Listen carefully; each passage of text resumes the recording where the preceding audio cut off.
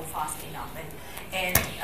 But if you look at what we've achieved over the years, it is still commendable. I know I wrote about this some months earlier, but whether or not the AEC is a myth or a reality, are we really fooling ourselves? Can we really get to this economic community that we want? In 2006, Malaysia was in the chair for the ASEAN economic pillar, and because there was a decision, I'm sure Keng Yong will give you some history, because there was a decision to move forward the process of economic integration to 2015. It was earlier decided it was 2020. We were in the chair and we had to draft the blueprint. And I remember having to get my ASEAN counterparts together to make sure that we deliver the document for the signing at the summit in Singapore. And it wasn't the easiest of things to do.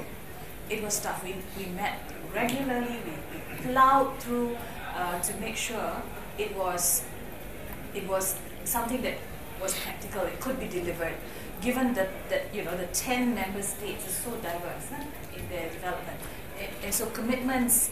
While say Singapore could achieve certain level of market opening, or faster, there is the other CLMV countries who could have a problem with it.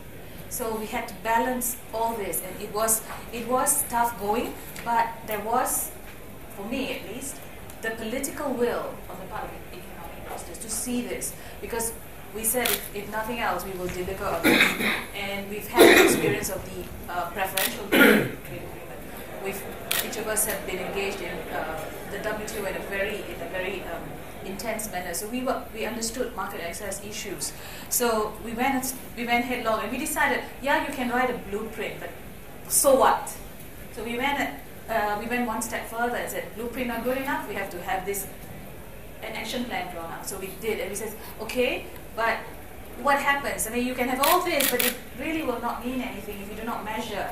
And for that reason, we drew up a scorecard as well. And we committed ourselves, the officials, to say we will do the scorecard and we will have it tabled to the leaders. I mean, there must be that political push, that motivation. So we will inform the leaders so that we have a tracking mechanism to ensure that what we say we're going to do in the blueprint, we deliver. And there are timelines. Yes, it has not been smooth sailing. I'll be the first to admit it's been difficult. But every time we meet, there is this candid discussion and candid appraisal of where we're at. And we put pressure on each other to deliver. And if you look at what we've done, as far as the trade side is concerned, goods side, we've almost 95% of the tariffs are down to zero for intra-ASEAN trade. I know. Yeah. Without political will, you can't get anywhere. Yeah, you can't get to first base without political will. So that said, you now have to then translate that political will into measures that are implementable. And I think that's what we've attempted to do. And with the scorecard, I mean, we realized that there are differences in developments, there are differences in the structures in the countries, and we've taken that on board. Those limitations are taken on board. And if you see, we've given different timelines, different flexibilities. There's always an issue of flexibility. And then, saying flexibility is one thing, defining it so that nobody takes unnecessary advantage of flexibility. So those things are inbuilt. When we were doing the blueprint, we considered all this. We're practical people. I mean, I'm very practical when it comes to this sort of thing. It can't be done, I'll say it cannot be done. If it can be done, but there's not enough push, I would be the first to say you can do it. Just get on with it, But absolutely that's extraordinary in this so, regard. but that's why when we were drawing up the blueprint, it wasn't just about the blueprint. We said, get your excellent plan, get a scorecard. You have to measure it. If you don't measure it, it's not going to be done. And then you've got to hold people responsible. So what we do is we have this interesting scorecard in colors. Red, if you've fallen short, it's red.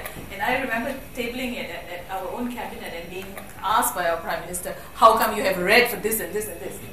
So we have, it's not quite a naming and shaming.